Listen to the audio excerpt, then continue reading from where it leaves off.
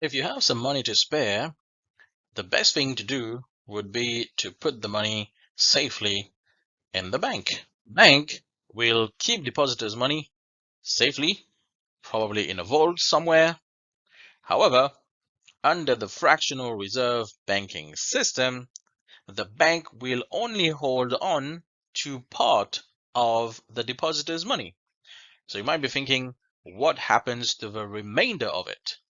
The remainder will be lent out to individuals or corporate customers. Let's assume that the bank has gone through its credit assessment process and realized that it can lend some of the depositors' money to Company A, Company B, and Company C. Now, Company A, Company B, and Company C probably need funds for investment purposes, and they couldn't attract their own funds, so they approach the bank for borrowings.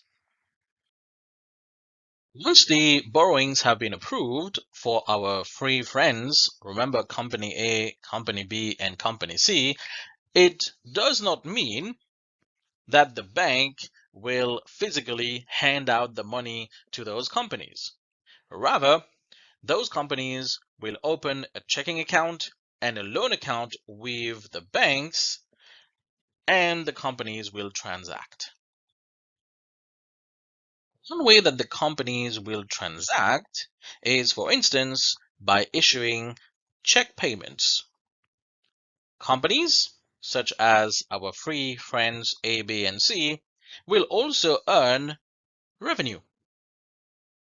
Any revenue earned by the companies will be deposited in the bank. So in our example, if Company A earns some revenue, it will deposit the funds at the bank.